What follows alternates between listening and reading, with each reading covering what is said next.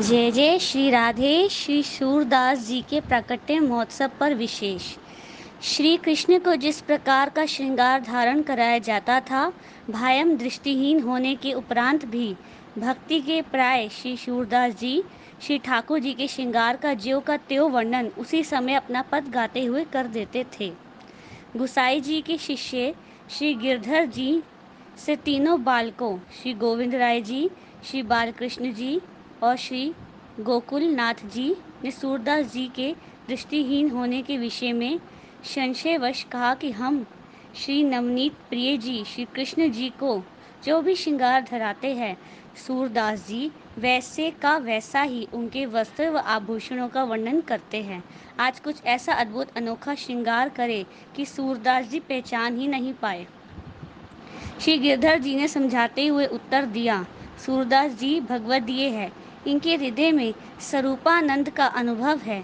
तुम जो भी श्रृंगार करोगे वो उसी भाव का वर्णन अपने पदों में ज्यों का त्यों कर देगे, अतः भगवदीय की परीक्षा नहीं करनी चाहिए।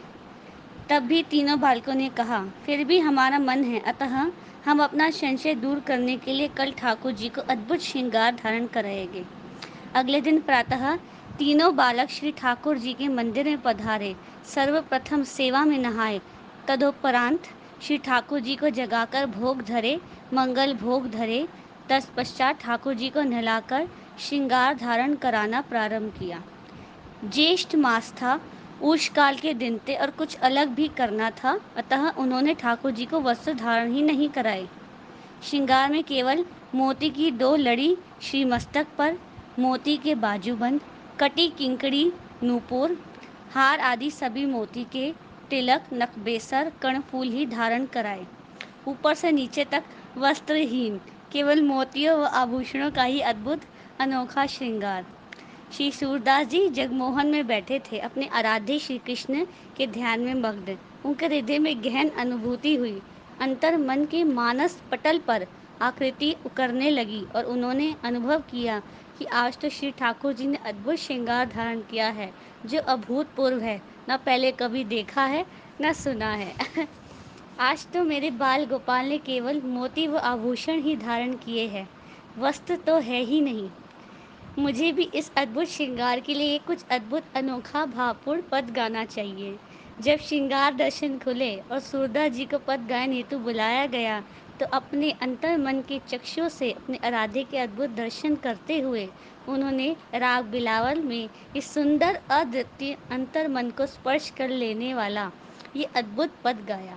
देखो रि हरि नंगम नंगा, जल सुत भूषण अंग विराजत, बसनहीन छवि उठी तरंगा, अंग अंग प्रति अमित माधुरी, निरखी लज्जित रति कोटि अनंगा, किलकत दधि सुत मुख लेपन करी, सुर हसत ब्रज युवतिन संगा, देखो रि हरि नंगम नंगा। ये सुनकर श्री गिरधर जी सहित सभी बालक अत्यंत प्रसन्न हुए और बोले, सूरदास जी आज आपने ऐसा पद गायन क्यों किया है? तब सूरदास जी ने विनम्रता से कहा, जैसा अद्भुत श्रृंगार आपने किया है वैसा ही अद्भुत पद रचित कर मैंने गाया है। कभी बालक सूरदास जी के रोम रोम में समाहित इस भवदीय भावना पर बहुत ही आश्चर्यचकित हुए। कुछ दिन पश्चात श्री गिरधर जी सूरदास जी को लेकर नाथद्वार पधारे और श्री गोसाई जी को उस अद्भुत घटना का सविस्तार विवरण दिया। तब श्री गोसाई जी ने श्री गिरधर जी से कहा, सूरदास जी पर संशय नहीं करना चाहिए था, ये तो पुष्टि मार्ग के जहाज है, अतः इन्हें भगवत लीला का अनुभव आठों पैर होता रहता है।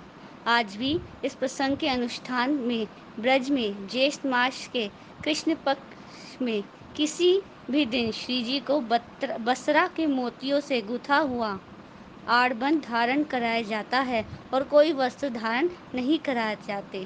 आज ही वह भाव प्रथा निरंतर चली आ रही है कि केवल आभूषणों का श्रृंगार और केवल मोती लड़ियों की करधनी, ऊपर से नीचे तक केवल मोती व आभूषण। जय जय श्री राधे।